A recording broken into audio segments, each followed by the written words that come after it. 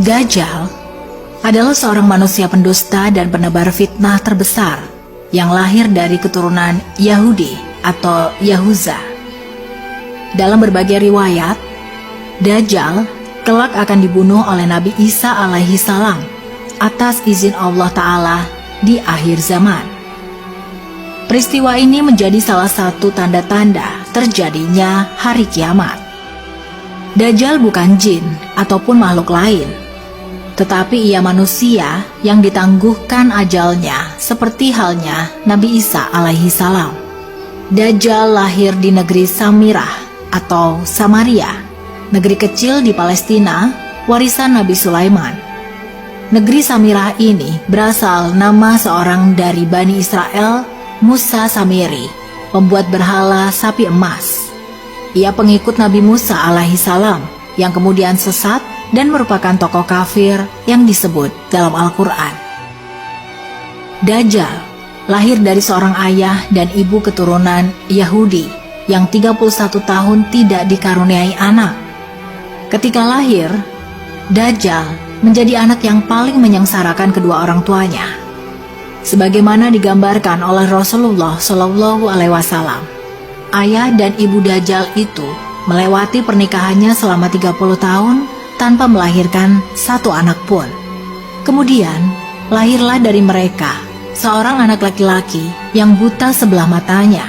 Ia menjadi orang paling berbahaya dan paling sedikit manfaatnya bagi kedua orang tuanya dan bagi umat manusia. Kedua matanya tertidur, tetapi hatinya tetap terjaga. Keluarga Dajjal, ayah dan ibunya adalah penyembah berhala. Mereka menyembah berhala berbentuk sapi betina. Menurut Dr. Isa Daud dalam bukunya, Kemunculan Dajjal di Segitiga Bermuda. Dajjal lahir 100 tahun sebelum kelahiran Nabi Musa alaihi salam. Ada yang menyebutkan cikal bakal Dajjal lahir dari nama Musa Samiri, si pembuat berhala sapi emas. Dajjal kecil sengsarakan orang tuanya. Sementara dalam buku Izharu al-Masih ad-Dajjal disebutkan, Dajjal lahir dari hasil hubungan ketika ibunya sedang menstruasi. Lalu terjadilah kehamilan sebagai pengaruh perbuatan iblis. Dikisahkan pada malam yang menakutkan, diiringi embusan angin dan hujan lebat, pasangan suami istri itu mendengar suara dari patung sapi betina yang mereka anggap sebagai Tuhan mereka. Kemudian, patung itu memberitahu kepada mereka akan kelahiran seorang anak. Setan mengetahui keinginan suami istri itu mendambakan seorang anak laki-laki. Karena itu, setan memperdaya berhala itu seakan-akan memberi karunia anak dan meminta korban-korban sesembahan. Demikianlah cara setan menipu daya manusia. Perempuan itu pun melahirkan anak lelaki, tetapi kedua matanya cacat sejak lahir. Bayi itu suka tidur malam dan siang dan jarang bangun. Sejak kelahirannya, Dajjal tidak mau menyusui dan selalu tertidur. 2 bulan kemudian, ibunya meninggal. Ayah Dajjal berpostur tinggi, gemuk, dan memiliki hidung seperti paruh burung, sedangkan ibunya berbadan gemuk, kedua tangannya panjang. Anak itu sangat membahayakan kedua orang tuanya dan juga umat manusia. Bukan hanya ibunya saja yang merasakan kesengsaraan, sang ayah pun demikian. Adapun kesialan yang dibawa Dajjal bagi ayahnya ialah setelah kira-kira 4 tahun, Dajjal hanya diam dan tidur saja sejak kelahirannya. Pada suatu malam, anak itu bergerak merangkak seperti balita. Ia berjalan ke arah patung-patung berhala, kemudian tidur di sisi patung itu. Sang ayah pun bangun keesokan harinya dan mendapati anaknya tertidur di pangkuan patung Tuhan mereka. Ayahnya memanggil tetangganya dan berita itu pun menyebar luas. Penduduk sekitar berbondong-bondong datang menyaksikan hal tersebut. Kemudian hakim kota mendengar dan ingin memiliki anak itu yang dianggap dapat membawa keberkahan. Maka diutusnya mata-mata untuk membuat siasat. Maka dihadapkannyalah ayah Dajjal kepada hakim kota dan dipaksa untuk mengaku bahwa kabar berita itu adalah hasil rekayasa dirinya semata. Karena itu, ayah Dajjal dipaksa untuk mengaku bahwa dirinya lah yang telah mengangkat anaknya dan menaruhnya di pangkuan patung sapi itu. Karena ayah Dajjal menyangkal tuduhan itu, ia dipenjara dan disiksa. Sementara Dajjal diambil oleh hakim dan dirawat di dalam istana. Dalam menghadapi siksa di penjara, ayah Dajjal tidak kuat sehingga ia terpaksa mengakui kebohongan itu. Setelah ia mengaku, ayah Dajjal pun diusir.